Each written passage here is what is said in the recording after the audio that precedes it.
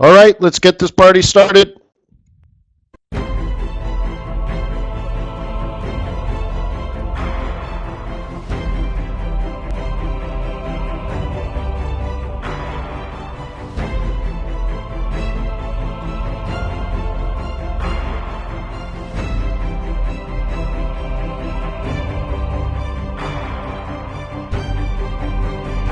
Okay.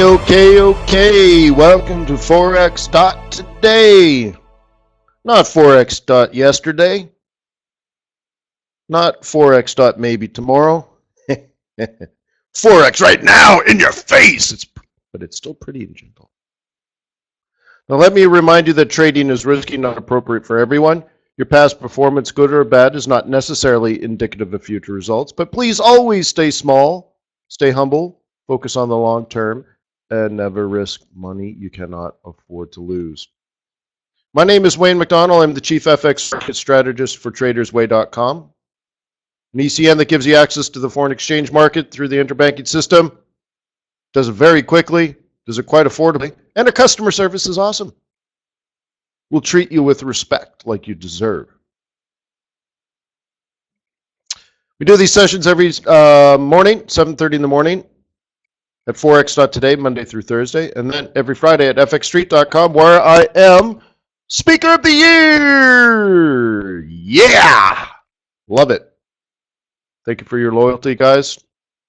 I give, you give back. We're a team. So, it's the end of the world. No, actually, it's not. So, what's going on in the world?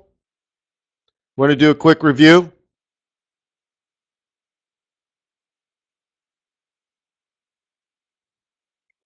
New Zealand, current account balance, negative 2.6.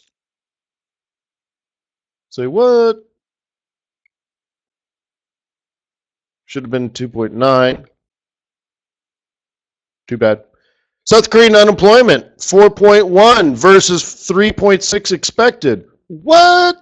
What happened there? That's a big miss. How could you possibly think 3.6 and get 4.1? You know, we sweat bullets over every 0.1, don't we?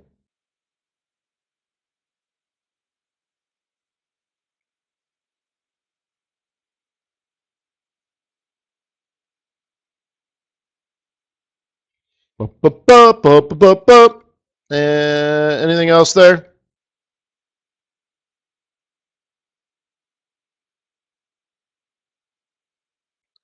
Weekly inventories, fourth straight week of build. Governor Kuroda remarked again that the central bank will not hesitate to ease policy further, if necessary. Right? He said it was theoretically possible to see rates as low as negative 0.5%. But what are rates in Denmark? Does anyone know the Danish rate? Isn't it negative 0.65? Come on, Kuroda. What? Miles? Are you serious? You don't know the interest rate of Denmark? Oh, no. What? Come on, Miles. Let me Google this. Nobody knows? Denmark. I don't know. I don't want to put Danish. Denmark interest rate. Come on, Google. Oh, is 0.050. I missed a zero in there. Oh, all right, fine. I thought it was more than that. I guess I missed that 0.0 aspect. Yeah, Google knows everything, even if it's not true. All right. So, anyways, so he's like, yeah, it could go down further. So, what does that mean? If Japan says, yeah, we could cut again.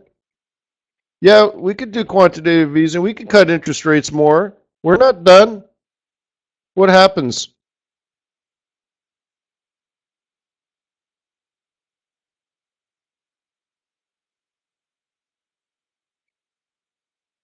Swedish is 0.5. Yeah, all right. Well then, yeah, Chris. That my point though is like, if Corona says it's theoretically possible when it's already happening, then oh my gosh, Japan's in trouble, right? Yeah, well, it's theoretically possible. Hey, wait, it's already happening. Oh, I didn't know that. Apparently, Japan is not on the phone with Sweden on a regular basis, right?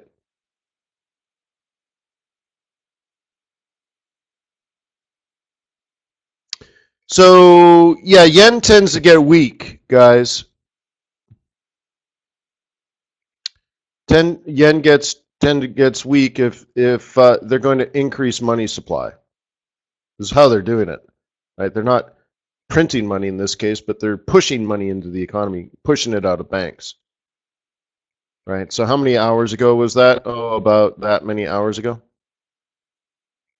One point here, I keep talking about if you're a bull or a bear, and I'm not sure if it was this pair, but do you remember just yesterday we were talking about if it drops down farther and you're a bear, you need to prepare for the lower high? Wasn't that something that we just talked about like yesterday? Wasn't that like the whole cusp of yesterday? That if it was bullish, a bull would want to look at this area, keep it above that pivot cluster, right, and have it bounce up, right? Whoa, whoa, like that, right? But if it drops even farther, then you need to sort of be prepared for the, the reverse of that, right? So just a thought, guys. Once again, if you're looking at your charts now and you're trying to decide whether you're a bull or a bear, you're not on the clue train. The message is always to be planning ahead, right? Every time we meet, every day, we're talking about how to set things up in the future. If you're a bull, you need to be buying down here. If you're a bear, you need to be selling up here. Figuring it out now is, again, about, what, 4 hours late?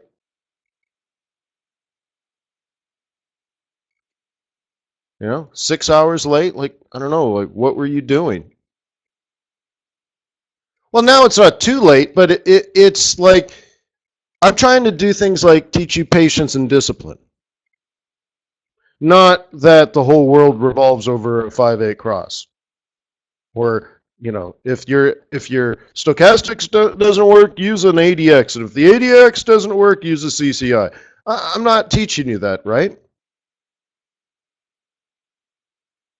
Oh, the S&P 500 did that? Oh, sweet. Yeah, we'll look at that again. Hey, Horace.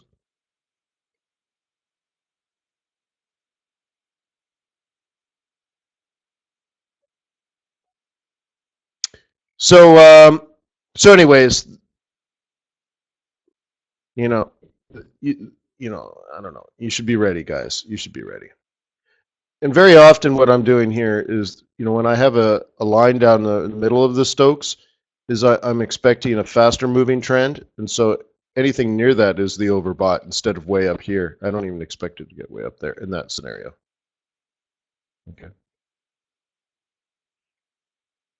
So you have to decide what direction you want to take this. Okay. Jobless UK jobless change improves for the third straight month. At an unemployment at an 8-year low. Now that's what I'm talking about. Okay. Now let's go back 2 days. Let's all right. Let's do 2 days ago. Let's do a follow up here. 2 days ago, we had this plan. Okay. 2 days ago, we had the beginning of a stochastic cycle, even though the market was still, green candles on this pair. this way. Okay. Even though we had green candles on this pair, we were looking at the oscillator. In fact, I think on Monday when we did the event, the webinar, we were here, and that's actually even better. I like that even more. Okay, so let's mark that. And at the same time, the daily was overbought. Okay, the same chart. That's okay. And but this was moving sideways. And we were talking about front running the smaller time frames, like the 15-minute chart, to pull down the 4-hour, which would then pull down the daily. Yes, that was the pig. Yep, this is what we're looking at, pound dollar, right, on Monday. Okay, right? It started with that. So I believe if I grab that tool here, we are now looking at 320 pips.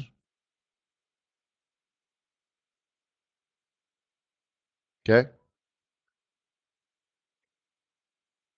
You're welcome. And did you also notice the M3 to M1? Let me zoom in a little bit here. You can see I actually have it coming back, maybe touching the pivot point and then heading down to the target. Well, it just never came back. That's why you got to use the small time frames to catch every one of these moves. These are 4-hour moves. Like, you're telling me you couldn't catch that retracement? Right? Look at this one. Drop and then this way. Right? How about that one and then that retracement? What about that one and that retracement? What about that one and that retracement? Right? There's so many retracements here. But the point is, we casually could talk about it on a Monday.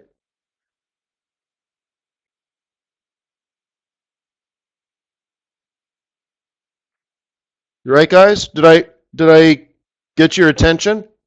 Because if you remember, Aussie yen 3 weeks ago had the exact opposite. The daily wanted to rise, the 4-hour wanted to rise, and I'm at a double bottom. I bought it. I only made 300 pips. What a loser. And I suggested it would go up to 187. Right? I said there was I said it'd be embarrassing if you don't get 700 pips on this. I only got 300. What a loser. And it went up, I think, 800 pips. Actually, I was in it late, if you remember, because I need the crossovers.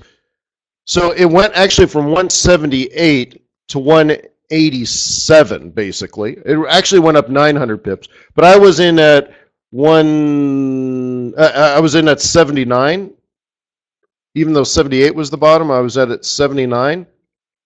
And it went up to that. But then I got knocked out and I had to hedge and all this stuff. I got caught in the consolidation. But anyways, my point was, we talked about it because of a daily 4-hour convergence of stochastic cycles.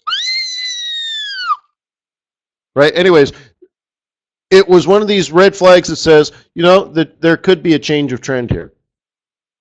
Start looking for reversal patterns, like, I don't know, how about a double bottom with a higher high, higher low? Right? That kind of stuff. So, I don't know, it just, I think it makes sense, doesn't it? Is what I'm hoping for. And then, isn't this funny? The M3 to M1. That's straight out of the textbook.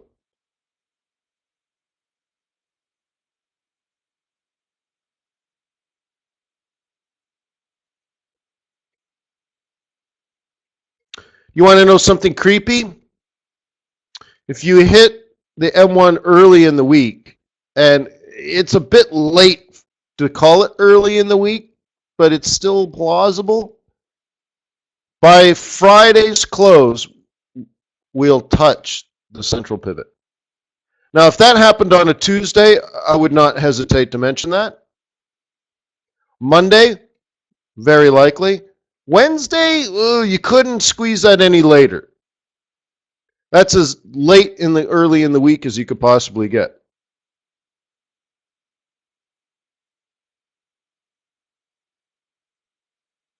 So, okay, Artem asks about Yellen and how she'll talk today. All right, go to TradersWay.com, open an account, either a demo or a live account, that's fine. Demo accounts take less than a minute or so to open up. And today at 1:30 p.m., I will start a live webinar for clients only at TradersWay.com. I'll teach you everything, I think I call it the Currency Trader's Guide to the Federal Open Market Committee and the Federal Reserve Bank or something like that. Whatever. I'll give you about a 25-minute overview on the Fed and the FOMC and what actually happens at a meeting. I'll try to squeeze in some Fed Fund futures updates so we can go to the money market really and see what their opinions are and how things are changing, not only on the MAR but on the June and the DEES. And then the announcement will be made, and everything will happen. Whatever will happen, we'll do it together. Will that be recorded? No, that's for VIPs only. Sorry, Sally. Silly Sally. Silly Sally went to town, walking backwards, upside down. Yeah, sorry, Sally. So to get into the event, you go to TradersWay.com, and I'll send out an email like I did for the ECB event. Okay, so here we are at TradersWay. You log into your private office, and the link is there. Okay, you just log in, and the link will be up here near the live chat once you log in. Easy peasy lemon squeezy. Thank you for being beautiful.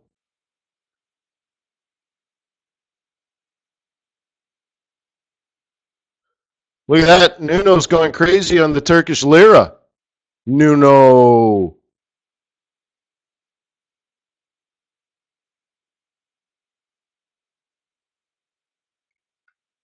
You have to.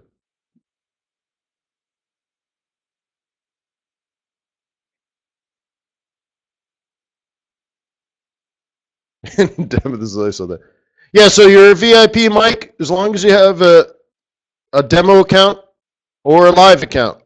Pretty easy.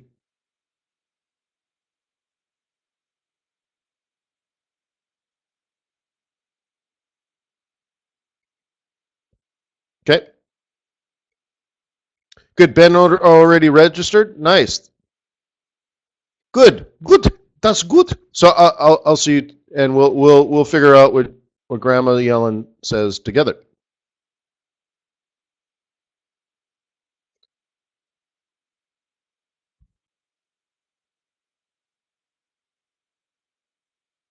The link is already there. Oh, good. Thank you, Miles. I haven't even had time to check it. Crazy days. All right. So that's that. USD yen is looking pretty nice these days. Hallelujah. Hallelujah.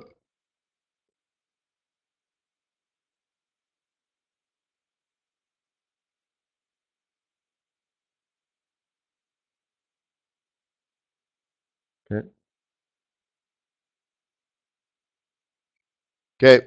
So here's what I start to think after a while. This has come down to our support zone, as you can see down here. Came back to at that time it would have been the daily 5. Dropped, was supposed to make a huge lower low because the 5's in control. Failed to do that. Back to the 21, failed to make a lower low. Back to the 21, failed to make a lower low. What's the next move? Probably the 55. Okay, move into an hourly chart. Well, that's not quite right. How about a 4-hour chart? And it's not really a head and shoulders, but you can play it like that because really, what is a head and shoulders? It's basically just consolidation with reversal, right? But that's a double bottom, right? No matter how you want to look at it, that's going to be a bottom. So after a double bottom, really, if you're a conservative, disciplined trader, you're sitting around waiting for a higher high. We haven't even been given that. Okay, but if you're going to trade a double bottom, okay, first of all, you have to have the double bottom, right? And then I prefer to see, a rise like that. If I see that, I'm going ape crazy on this yen pair. But down here, okay, this is where you load the boat, load the boat, load the boat, load the boat. Okay, but we didn't even get that. So, are you going to trade it as a pennant or whatever? And that's where I don't get too much into. I mean, it's not the technical analysis. I don't know. After a while, when there's a name for every pattern, where there's a name for every combination of candlesticks and all that kind of stuff, then I start to think about how many people have actually written books on trading, you know, and feel like, it's all nonsense designed to make, simple people look smart, you know, but at the end of the day, it's just not going up yet.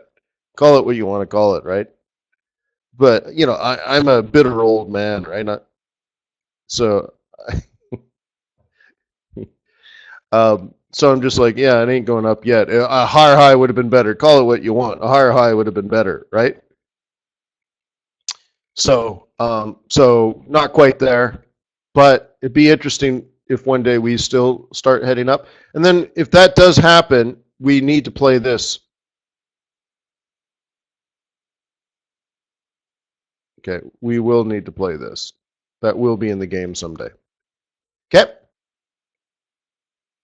So are you buying dips on this? Well, in the 4 hour, why not? Right? That's all. In the 4 hour, why not? I would have thought it would have come down to 1250. Oh well. And one special comment about the yen. I really like the yen at big round psych levels. So 112.50, not really a big round psych level. Buck 12, if you're not ready at a test of buck 12, that kind of stuff. Like, where's 112? Right here. Right, you need to be ready around these areas. I know it's not quite, but you need to be ready around those areas. Very often it will touch and then take off. Okay, this just shows me, because it didn't even quite touch 112, there's not much conviction one way or the other. Why? I don't know. It just is. It just does. The people that trade USD yen trade it. So I don't know. That's what they like, right? 110, 111, 112, 113, 114, 115. That kind of stuff, guys. Yeah, the Japanese people like that, I guess. Who knows? Maybe it has something to do with like when you see the Ikimoku cloud and stuff. Traditionally, it's only the USD yen traded on that, and it's only on the daily chart. So when you see a guy trading like, I don't know, pound Swiss franc or something, or Aussie yen or whatever, he's trading some other pair, and he's on like on a 15-minute chart, and he's like, look at the cloud. This is how you trade the cloud. He's just selling you a course.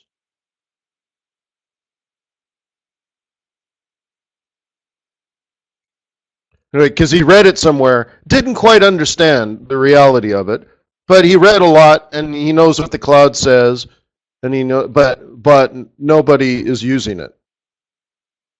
Oh, it's solid on the 4 hour and the daily. Okay, 4 hour probably because it's so close to the daily stuff. But traditionally, it was daily charts only, USD yen only, and that was that.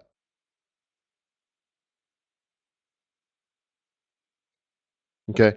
Now, you can put it on anything you want. It just, you'll be the only one doing it. Let's see. Oh, I guess we should do a trip around the world here. My favorite rocket ship.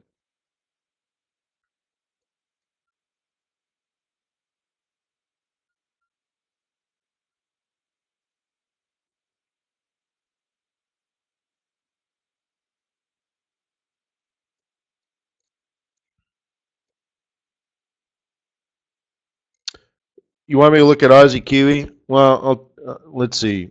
Kiwi is going to be strong for the next 6 hours, and then it's going to be weak for the next 2 days. There you go. Use that any way you want. All right. So, oh yeah, this is what we talked yesterday. S&P 500. If it breaks through the this area here, let it retrace back to the gray zone and sell the hell out of it. You're welcome.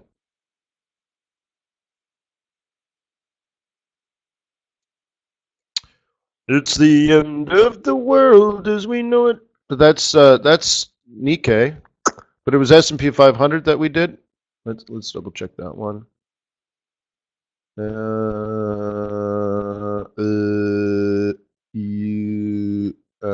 don't remember doing this one. Oh, it was way in there, wasn't it? I don't know. Oh yeah, this one was going to be the other way.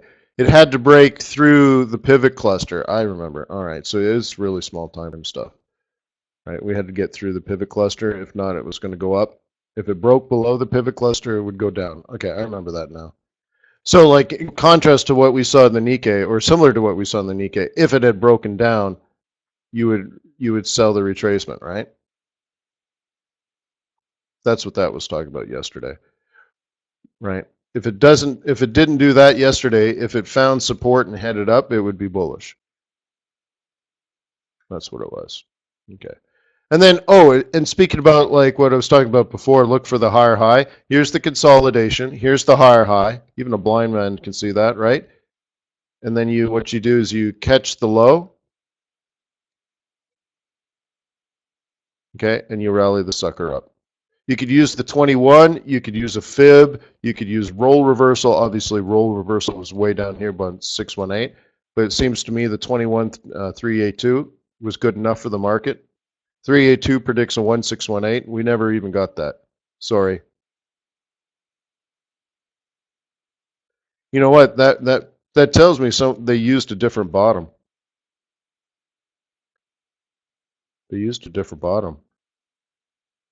They used that. There you go. 50%. No, 1382. Whatever. They did something. General idea though, right? They bought the 382 and it went up. Ish good, yeah. Fine. How'd the FTSE do today?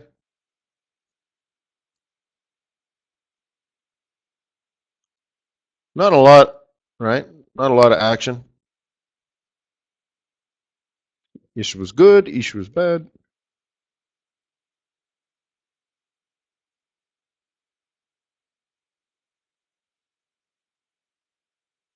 Yeah, Miles, you don't have to wait for that. What's more important is support and resistance. Okay? So what I teach people is I don't care if your stochastics is 99.999% oversold. If price doesn't touch support, it's pointless. It's worthless. It's only important if you're at support. So what's more important is support. So very often I don't use oscillators at all, in particular trending markets, because it'll never become oversold because it's an uptrend, or it'll never be overbought because it's a downtrend. And that's why you'll see me do things like, randomly I'll just say, okay, boom, and I'll throw down a 50% line, and I'm using that as my overbought, oversold.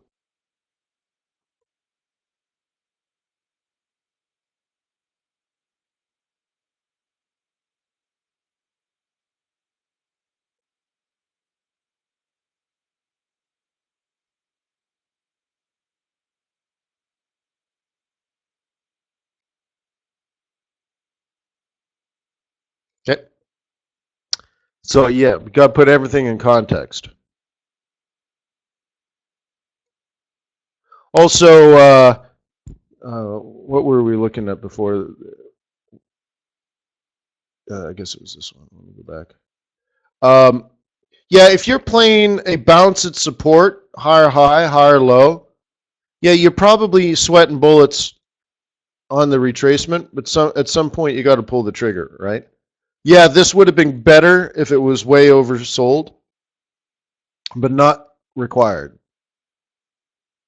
Okay. Let's see if I can fit this one in. Do this one. So you see this on the 5-minute chart was an opportunity to buy. Also double bottom, higher high, higher low. It's a 1, 2, 3 inside of a 1, 2, 3.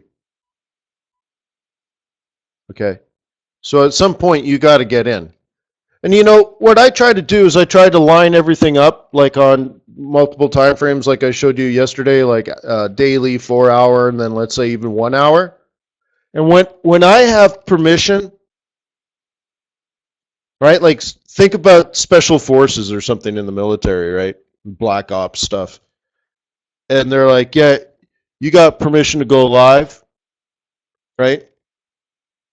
Then that's when the pain you bring the pain, right? You got to be ready, have all your rules of engagement lined up, and then when you're ready to like shoot to kill, you drop into a 1-minute chart and a 5-minute chart, and you make 95 trades. None of them losers, right? If you have 2 losing trades, you stop trading. If you got 9 winning trades, add a 10th, add an 11th, add a 12th, add a 13th, add a 14th, right? Buy this dip, buy this dip, buy this dip, buy this dip, buy this dip, buy this dip, buy this. Oh, you lost 2, get out. 2 losers, 13 winners. But it's more like you have permission to engage. Roger that, Overlord, right? And you just go crazy here on a 5-minute chart taking cycles, 1-minute charts taking cycles. But you're very patient before it, right? You're wait. I don't know. All right, so there it is. There's the bounce at support. There's the retracement, okay? And now, boom, go, right? Retrace, right? Buy, you know, probably not that one, buy, but whatever. You can do whatever you want. Your alphabet, buy, and hold, and then, yeah, as soon as it makes a lower low, you're done. Okay, and then you walk. Okay. Wayne, what is your opinion on carry trades? I love carry trades.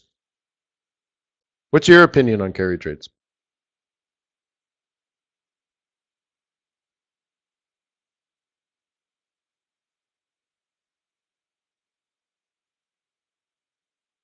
Correct. Yeah. They, well, you know, I believe whether you're scalping like I'm talking about here, spot trading, swing trading, or carry trading, which is just a form of position trading that captures yield. But, you know, let's be honest, the yield is so small that carry trading is barely carry trading. But whatever, it's long-term position trading, right? I like to mix them all together. And after reviewing millions of trades and hundreds of traders, if you can mix them together, you get the best results. Okay, so there are vulnerabilities and weaknesses if you only carry trade. For example, you may not make any money half of the year.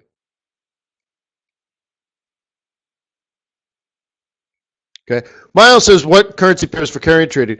Well, the whole idea with carry trading is that you borrow a cheap currency, let's say Japanese yen, and you buy a second currency with that money. So think about, you borrow Japanese yen. It's a loan. How much do you have to pay? 0. But you still have to pay it back theoretically, right? Let's say it was 0.1. You still have to pay 0.1 for it. I mean, but whatever. You borrow that. Now you have it. It's like, do you go to a bank and say, I want you to buy a house for me? No, you say, hey bank, I have found a house that I wish to buy. Will you loan me the money? And they're like, yeah, we'll give you the money. And they put the money in your account. Now you owe them money. You haven't bought the house yet. Okay? But now you have the capability of then writing a check for the house. Okay? So you actually mortgage your position. You go to the Bank of Japan, you're like, I'd like to borrow $1 million worth of Japanese yen. Fine. Or let's say 100,000. Okay. $100,000 worth of Japanese yen. Cool. Now you have it to play with. Now what are you going to do with it? If you don't do anything with it, you still have to pay the loan. Fine. You say, well, I'm going to invest into something that I think will appreciate in value. Right? Why would you buy a currency pair that you thought would go down? So you have to find something you think that will appreciate in value, because you will enjoy the benefits of the appreciation. Because no matter how much your investment appreciates, your loan to the Bank of Japan is fixed. So you want to buy something that's going to go up. And then on top of that, wouldn't it be nice if you earned income on it as well? Not just capital appreciation, but income, meaning interest payments. In Forex, you get paid 7 days a week in real time in your account. Right? You get paid Monday, Tuesday, twice on Wednesday, Thursday, and Friday. Okay? So you might want to find a currency pair that pays you more money than average. Okay? And that's what a carry trade is. So there was a time when the Japanese yen, I think, was 0.25, and the New Zealand dollar was 8.75%. Can you imagine that? So the difference is 8.50% income on top of any capital appreciation on your investment. Now, what does that up to? What does that add up to? Well, when you borrowed 100,000 US dollars worth of Japanese yen, you had to pony up some collateral.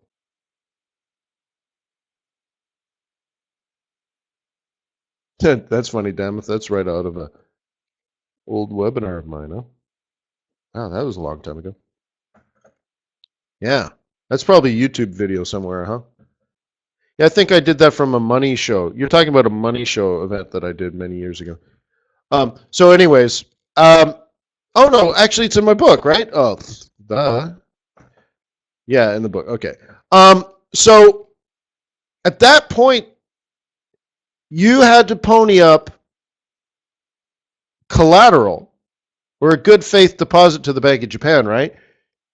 That you, in your account, you had to have $1,000. So you're actually risking $1,000 of your cash to borrow the 100,000. Then you have the 100,000. Then you actually buy the $100,000 worth of New Zealand dollars, and that you're being paid 8.5% profit on, just income, interest payments, which means you're earning 850% annually on your $1,000, and all the pips that you profit on top of that. 850%.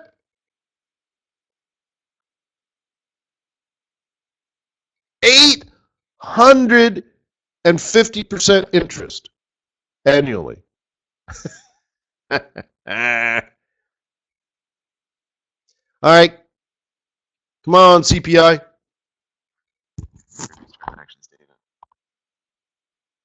I can't look at that.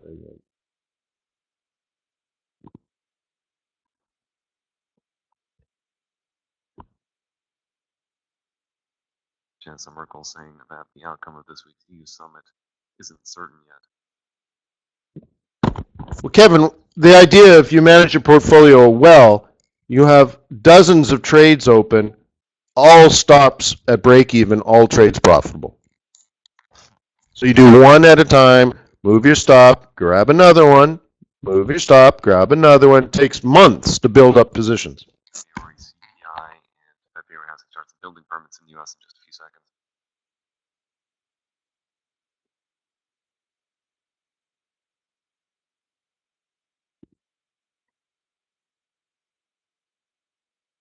CPI minus 0.2% is in line with expectation. Core at plus 0.3% is 1/10 higher than expected year-over-year. CPI at 1.0% is 1/10 higher than expected. Core at 2.3%, also 1/10 higher than expected. Housing starts 1.18 million, above the 1.15 million expectation. Prior advised a little bit higher to 1.12 million. Building permits 1.17 million, below the 1.20 million expectation. Prior advised slightly higher. Canada manufacturing sales 2.3%, better than the 0.5% expectation. Back month revised up 0.2 to 1.4%. Canada securities transactions 13.5 billion versus minus 1.4 billion prior.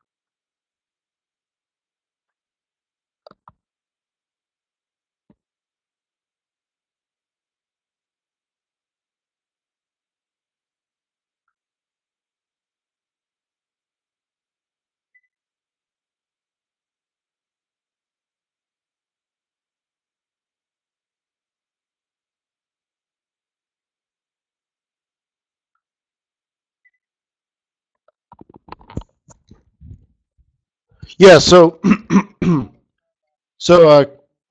on that note, Kevin, yeah, it takes many, many, many months to build up positions, and you have lots of break-even trades. But if you made 100 over the course of 6 months, at the end of 6 months, you have 24 that are still open. And so you'd have 2.5 million, let's say. And are they all on the same currency pair? I would rather spread the risk around and bet on all horses. But back then it was like Aussie yen, Kiwi yen, pound yen. Pound was paying quite a bit at the time as well. That kind of thing.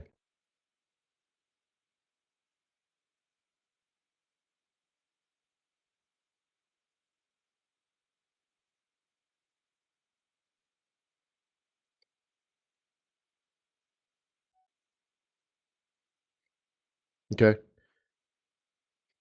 So often, if I have like 100 trades open, okay, this is based on back then when you could position trade a lot better. Back then, I'd have 100 or 120 trades open, and 98% of my margin available for additional trades. How could that possibly be? Well, I'm using 2% of my available margin for today's trades.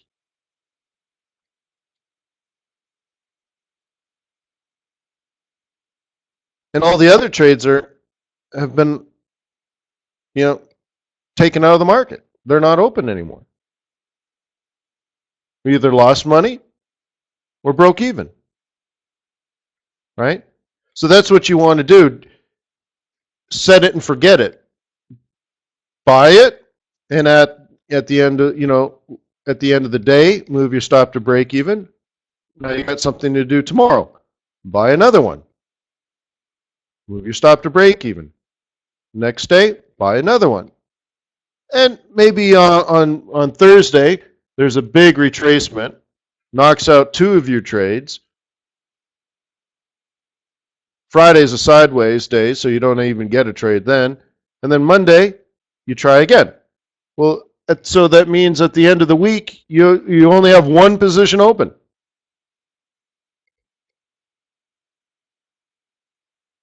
Well, Miles,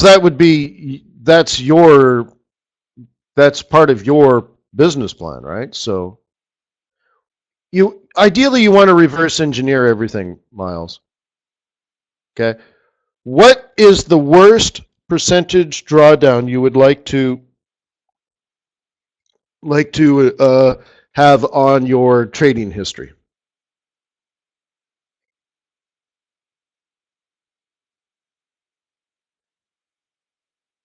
And you know what? I'm going to switch over to USD, and it's Also a nice one to look at. Okay. Okay, so 2% for a month. Okay. And how many trades do you want it to take you to lose that much? 10 days in a row, 20 days in a row? How many trades do you make per day, kind of thing?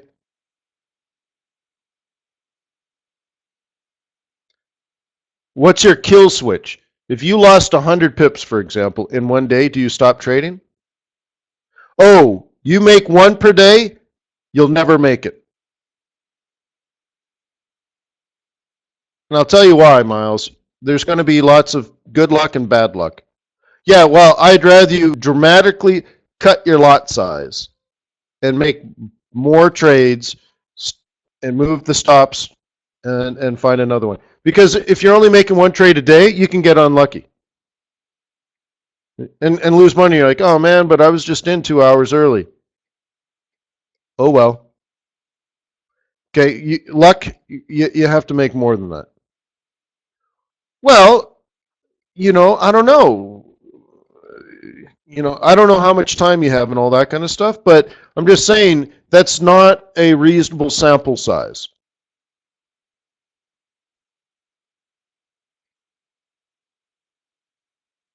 Okay? You can get unlucky. So, but let's continue this. Let's say that is your case. What if you lost every day in a row for a month? That should be your 2% drawdown.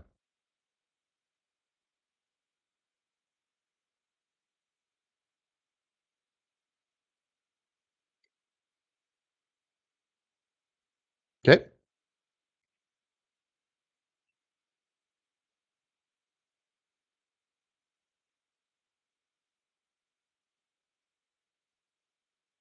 Yeah, I'm better with the after the 2 for the day idea. 5 consecutive losing days in a row and you stop trading for the rest of the month. You know what? Look, it's your job to trade. It's your job to make money, right? So it's your job to not lose money. But to just arbitrarily stop so that you can maintain an arbitrary 2%, look, you're just supposed to make money. Okay? So if you need to like take a break or something, that's fine. But to stop trading for the month, that can't seem right either, right? Yeah, but that I'm just saying that's a very amateur way of looking at things. You know what I mean? So put it this way, it's your job to sit down and trade. What if you're in sales and you're like, man, I went to 5 meetings, didn't close any deals. I'm gonna quit going to sales calls this month because it's ruining my averages. Nobody gives a damn about your averages, right? You need to eat. You need to make money, Miles. Either you're for yourself or for your clients if you're a manager, right?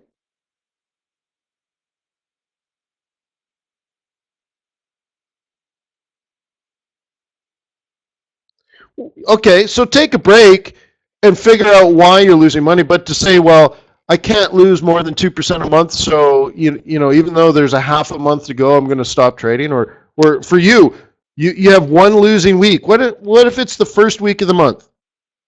You have a losing week, and you're like, now I'm not going to do anything for the rest of the month. Okay. But most likely, if you're in a scenario like that, you probably shouldn't be trading real money anyways, right?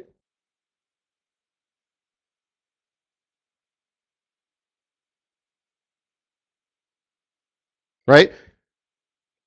It'd be a good idea to trade on a demo account for 1 or 2 years until you can, let's say 3 or 4 months in a row of very conservative, very disciplined, very boring trading, make money.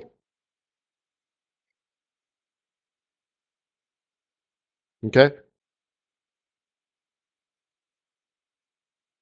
Yeah, so for example, if you lose 50% of your money because you don't really know technical analysis very well, you're not very educated in how the markets work. You don't really know anything about fundamentals.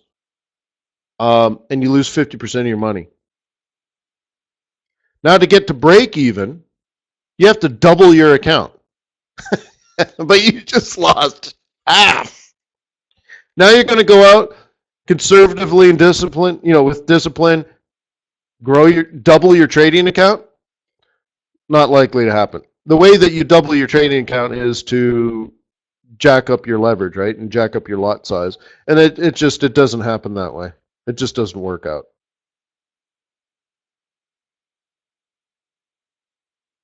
Yeah. So, but I'm trying to get to a point like that's one thing about being conservative, but that's not really what I mean. You need to make money. And so if you do something stupid and lose a bunch of money in week 1, isn't it just as stupid to throw away 3 other weeks in which maybe the money was easier? Like, shouldn't you just say, today looks like a terrible day to trade. I don't really get what's going on. The yen is strong, but I'm bearish. Like, who the hell is selling that? And you're just like, wow, I don't get that. Okay? That's fine. Or to have 2 trades in a row and you have a kill switch, you're like, whoa, I need to really back out here and reanalyze what's going on. I'm cool with that too. But to just arbitrarily say, well, I'm not going to trade for the next 3 weeks, but those 3 weeks might be when you're supposed to be trading. See you, Lucas. Right? So I don't want you to be this idea that you have to shut everything down. What you need to do is tighten up. Yeah, look at some of these dollars, nice and strong here. Let's go back to the euro dollar. I think I had it on.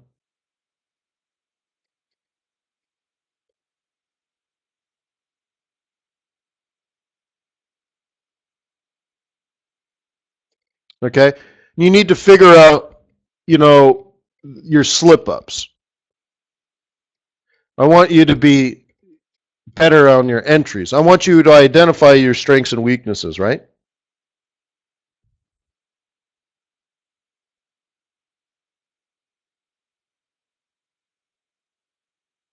Yeah.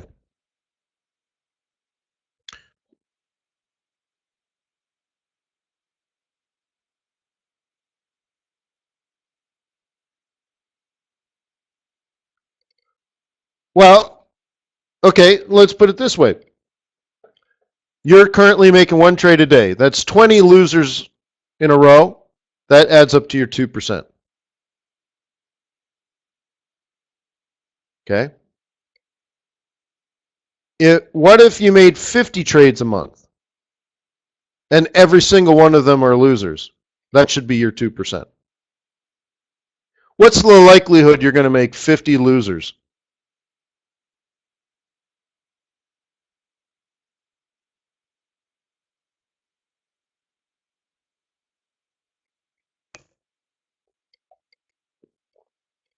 I'd rather you trade with a lot size that says, no matter how bad I'm going to be this month, it's tolerable. Okay?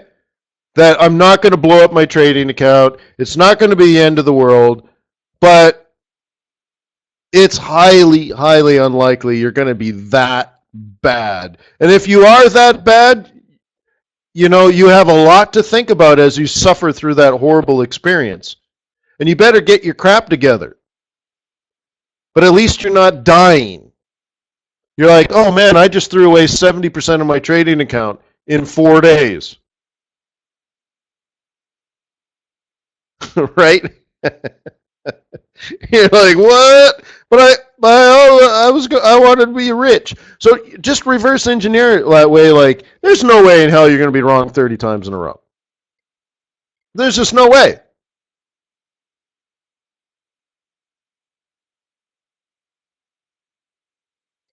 So like, I used to have like things like for every $100,000 in the trading account, I would trade 1 mini lot, for example. But that's for you to figure out. And it comes down to how much money is in your account and how many trades you're making, how bad your trades are, your pain to gain ratio, what's your average drawdown before trades become winners, and all these different things, right? Yeah, and if you want to get conservative and stuff, stopping trading is a fear response. That's you running away from your pain. Don't run away from your pain.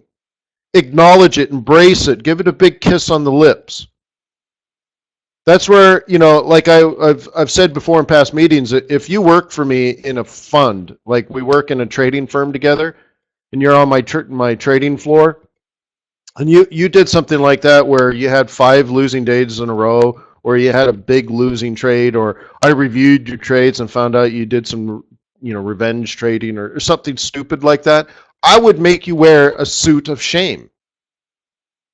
Not only would it be unbelievably embarrassing for you, because you'd have to wear the suit of shame for a week, but you'd walk in the office and everyone else would also know how embarrassing and how pathetic your trading was, and you would stop.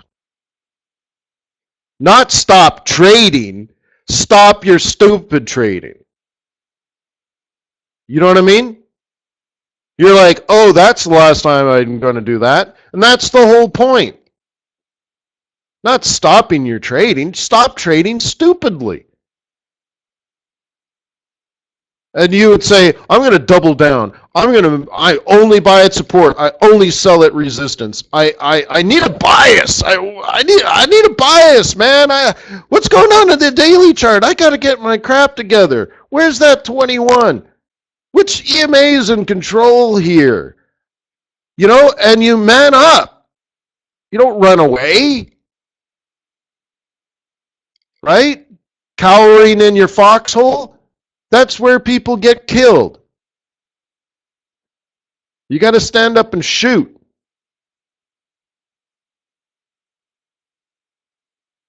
Kareem, I used to do the most stupid stuff. But you get my point? Like, shutting down completely is not the right thing. That's an amateur move. And I'm not saying it to insult you. I'm saying, like, that's not the right thing. Right? You don't want to be a sniper, one shot, one kill every day. But you don't want to, like, spray the field with bullets either. You just have to fire with intent and fire for effect. So, like what I was saying before, like if you set up a trade on multiple time frames, like 1, 2, 3 time frames tell you should be selling, and then on a 15-minute or a 5-minute or a 1-minute you see bearishness, then you fire, and you fire for effect if you're doing short-term trading, right? You're in a trade every 22 minutes. You're in a new trade, and then you do nothing for 2 days because maybe things don't line up. But stopping, no. Just trade better. Okay?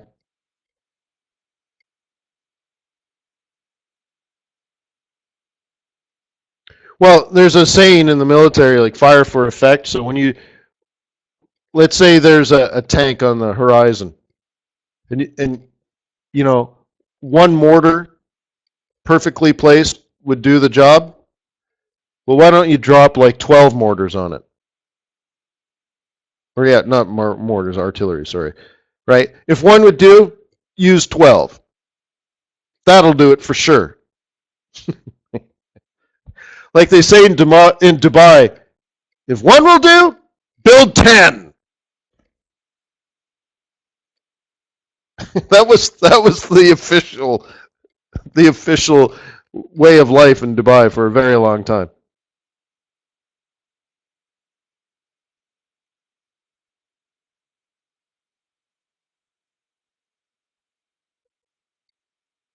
Yeah, Miles.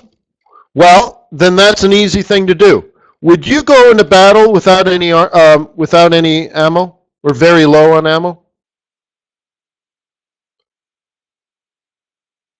Jump in the Jeep, go to the front. You're like, well, I only got about 6 bullets.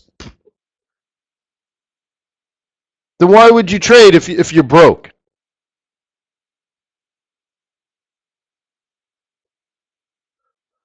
I only have 6 bullets, but I want to win the Medal of Honor. I want to do something heroic. I want to get rich trading Forex.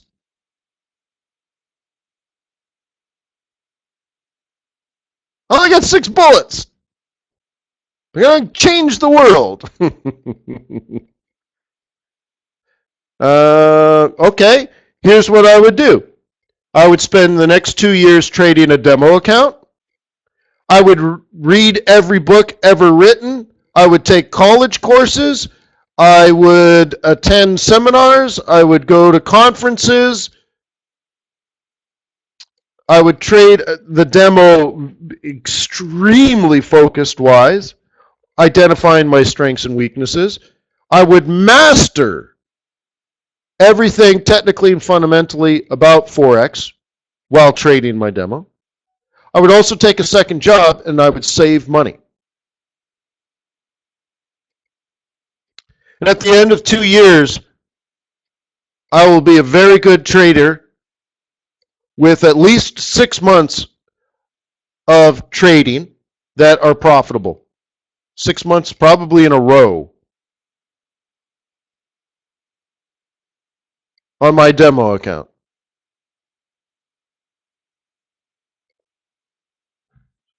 Right? And I would have built up I would have saved a lot of money to trade once I have the skills. You see what I mean?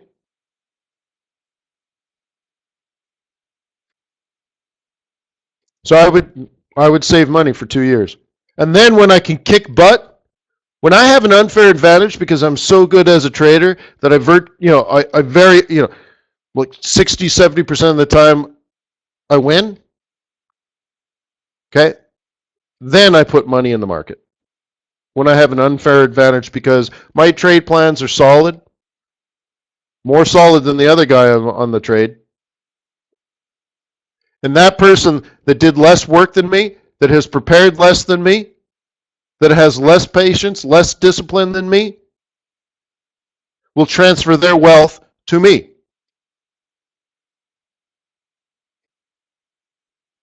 That's what it is. If you think about it, guys, you don't trade. You don't throw down a trade and see how it happens.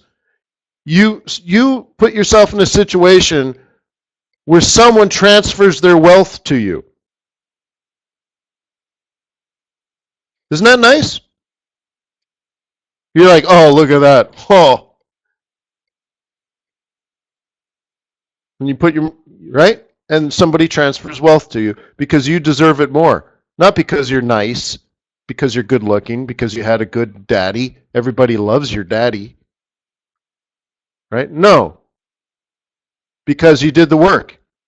You're smarter. You deserve it because you did the work. That's why. Doesn't matter who your dad is or what school you went to.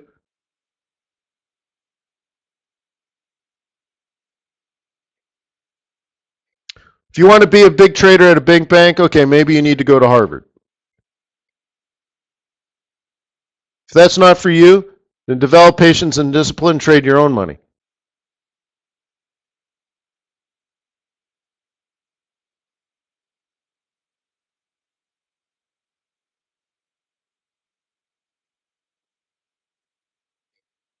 Yeah, but you want to work for yourself anyways, or start your own fund, right? You earn 30% of the profits, plus a small management fee to keep the lights on. But that's pretty good. What do you make at a bank? They pay you a salary plus what? 3%? Now it might be 3% of $1 billion. Well, actually, Mike, if you're a big guy, like I was reading, one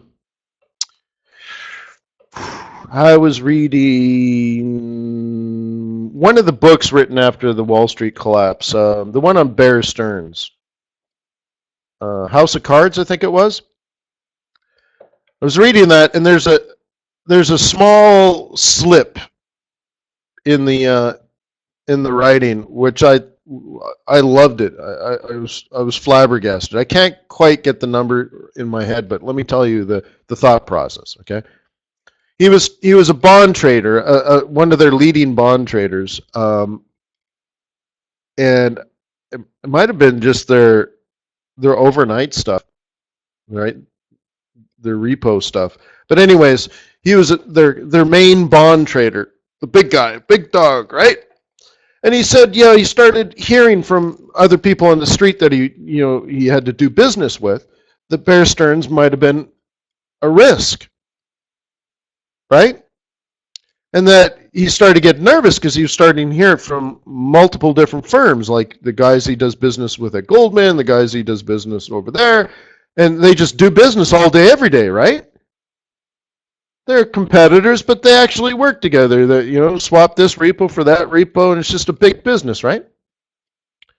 And he said he started to get worried, and it just sort of like nonchalantly comes out in the book that he was making like, 40, 50 million a year, and, and now there's some concerns,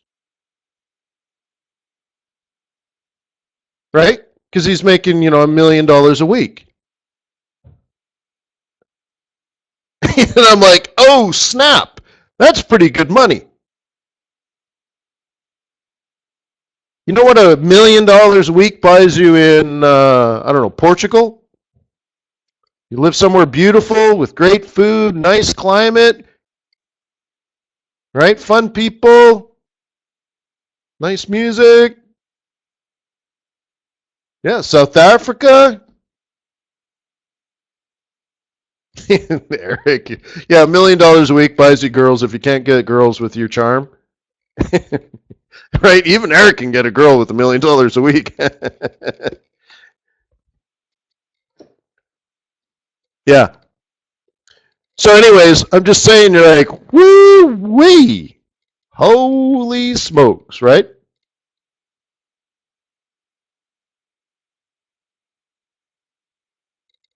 Miles asks, what is an achievable monthly return for a good trader with small drawdowns? Okay, here's what you want. Ready? Drum roll, right? Okay. Average professional Forex trader in the United States of America registered with, the CFTC and the National Futures Association is 2.5% a month. If you had a 5% drawdown, people can live with that. 10%, big red flag. 20%, you'll never work in the industry ever again. So if you could do like a 5% drawdown is reasonable. 2.5 to 3% a month return is great. Okay. If you're a smaller firm and you position yourself as a little more of a risk taker, and you explain this clearly in your disclosure documents, that then that you're trying for more, then that's fine. Okay. So, for example, I like the 5% monthly target because if I can do that, at the end of the year, the account doubles. Okay, that's one general thought. If you could double the account every year, then that's great. But that's about 5% a month. Okay, so then you have to reverse engineer things that way, right? So, like, for example, you can have an unusually good month and have a 10% return.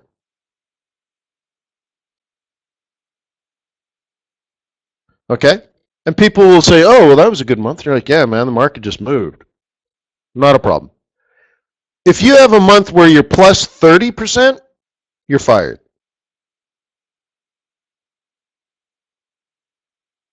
Well, Miles, these are questions you need to ask. I just asked you. You base it off your worst month. Okay? So you need to figure these things out. So, Miles, go out and buy 2 or 3 books on evaluating or making strategic investment analysis into hedge funds. So do you guys know Jack Schwager that writes the Market Wizard series? Yeah, you know him? You know what his job was before he was a famous writer?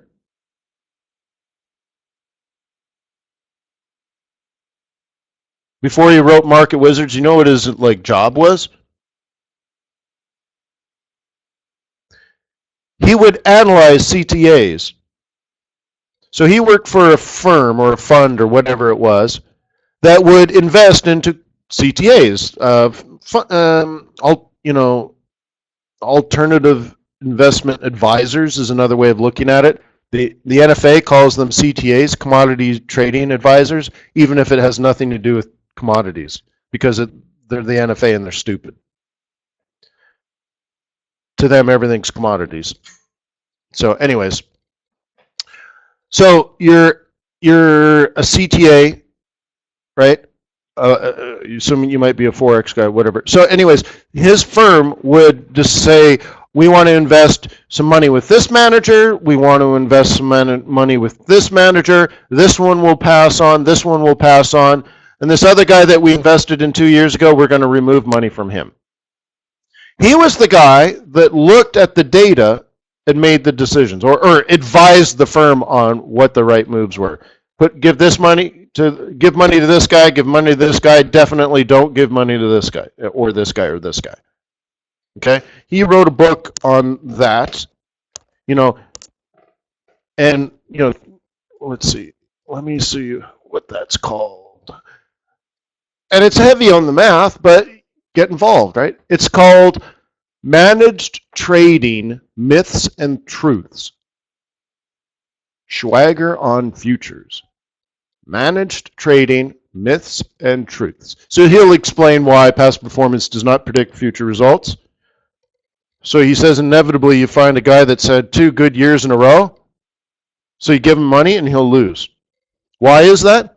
Because the market conditions that gave him favorable results for the last 2 years have changed. That's like saying, wow, look at this trader.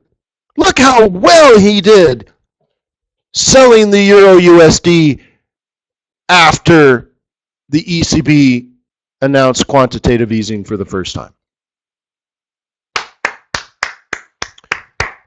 Good job. You figured that out. You sold the Euro USD.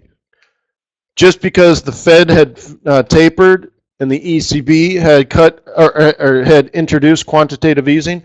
Yeah. So what are you going to do the next 2 years? Because that's over, dude. That alpha's gone, baby. You need some new alpha. So now someone comes in and says, wow, this guy kicked butt for 2 years. Do you see how many pips he made on? Uh-huh. Uh-huh. Now what? Okay? So that he'll point a lot of these things out, and then he spent years analyzing CTAs. And so get to know the numbers and stuff, right?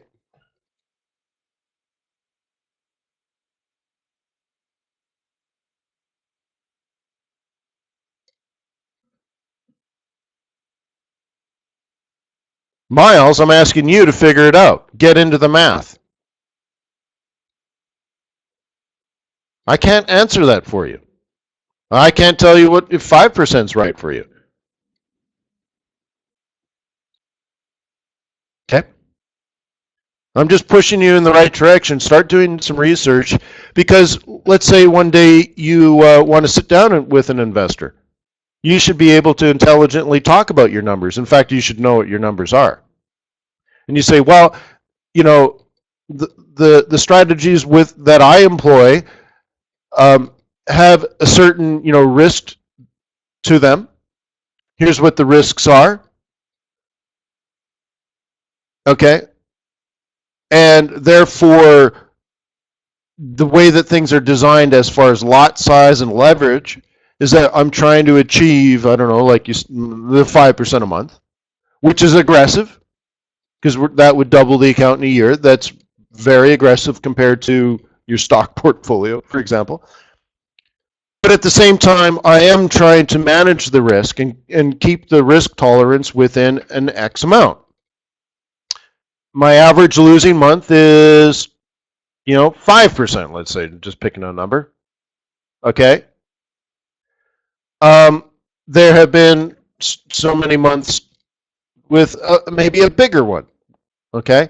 My worst streak was a 6-week period, or let's say a 3-week period, right? And this is important. Most traders don't say this to investors, but you could say, even though you don't see it on the monthly returns, okay, if you go back to this month, back to this period a year ago, you'll see that I had a 1% return for that particular month, but there was a 3-week period where I was down 10%.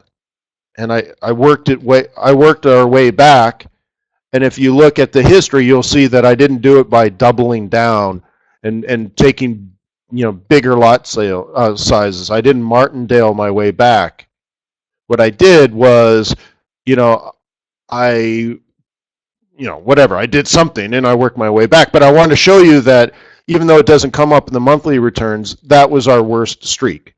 And that worst case scenario, based on historic, trading history, you should anticipate a possible retracement of that 10%. And if you find that intolerable, like that's too much of a drawdown for you to feel comfortable, then with your account, maybe we'll cut the lot size in half, but now our best expected income would be at best 2.5%. Okay? But then your worst drawdown won't be 10%, it'll be 5%, based on historic averages. So what you're trying to do when you meet with a client and you give them disclosure documents, the whole point is to have them understand clearly what the risks are and help adjust things so that they are comfortable. Because when things go wrong, and by the way, you might be your own client. When things go wrong and you're having your worst case scenario happen, in your heart, in your mind, in your soul that you can survive this, and next month will be better, next week will be better.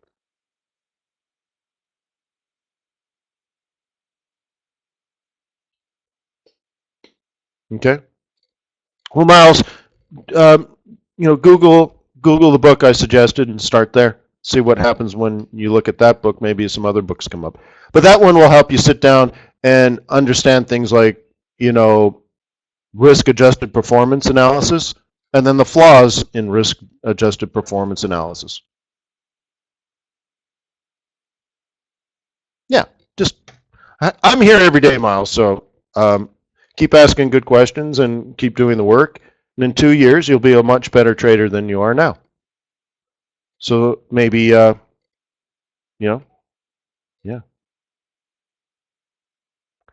Yeah, like how about the 3 different types of Sharpe ratios and the differences between them?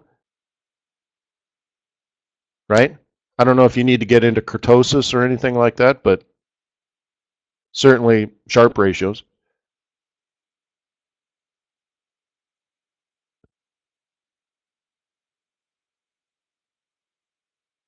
So peace on earth, may the pips be with you, may your profits be above average. Have a wonderful trading day. Alan asked, am I an Elliott Wave guy? I don't. I'm self-taught. But I'll tell you, Alan, I don't count waves. But the more I've seen Elliott Wave, the more I realize I do a lot of that stuff anyways. So, here's the thing. People treat Elliott Wave like he's a god. Oh, he's such a genius. We have to figure out, if we can only follow what that genius was telling us. I don't buy that whatsoever. I think this guy sat down, he looked at the markets and said, hey, there's a lot of Fibonacci retracements on multiple time frames.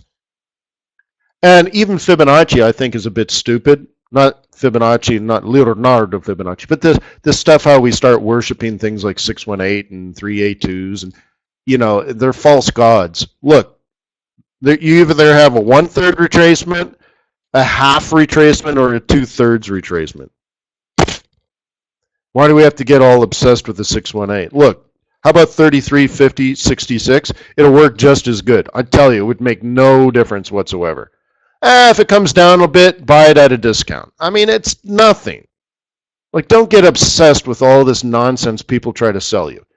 So, retracements and multiple time frames, and there seems to be patterns. Well, they're patterns because what happens is some people are early in the trade, some people are in the middle of the trade, some people are at the end of the trade, and then people take profit. I mean, it starts to become simple when you start looking at it for really what it is, and it's just people. The more I trade, the more I just see people on the charts. I stop looking at Stokes. I stop looking at MACD. I mean, they're nice and they're good. They're algorithms. They draw little lines with nice little colors, and they help me interpret the data. But at the end of the day, I'm trying to understand human beings. Where do they get scared? Where do they get greedy?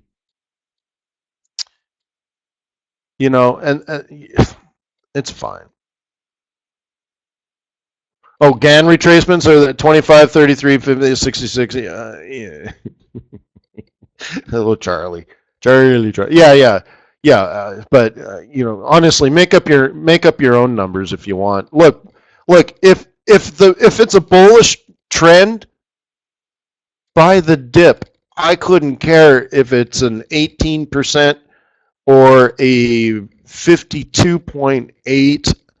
I just don't care. No, I know you are. But I'm just trying to, drill home that same point. Like, if you're going to buy it, buy it. If you're going to sell it, sell it. Just get a decent price. Make sure you're at support or resistance. Right? And the rest is just for people selling books.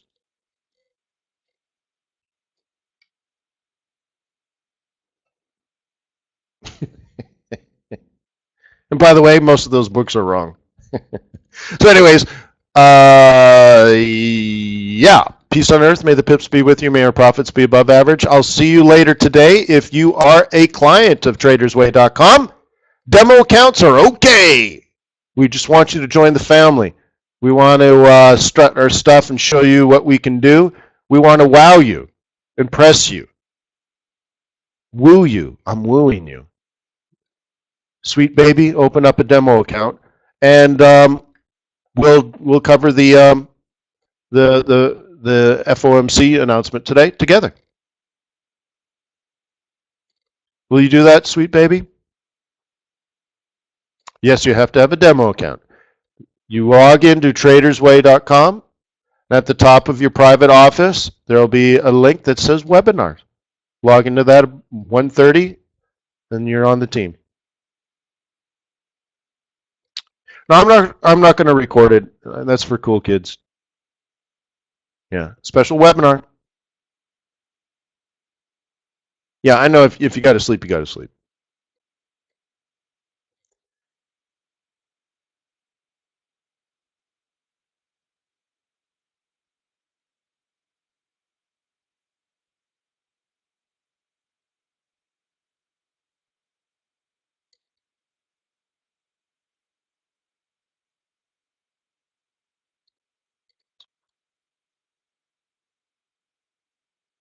I'll look at it. I don't think I'm going to have time for opinions today, but yeah, I'll look at what you got, Miles.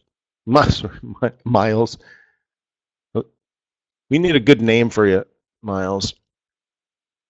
Got to get a good nickname. That looks good. Let me read through this. So, hey guys, yeah.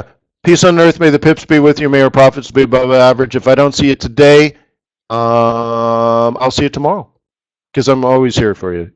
I appreciate you and all the work that you do. Thank you for being on my team.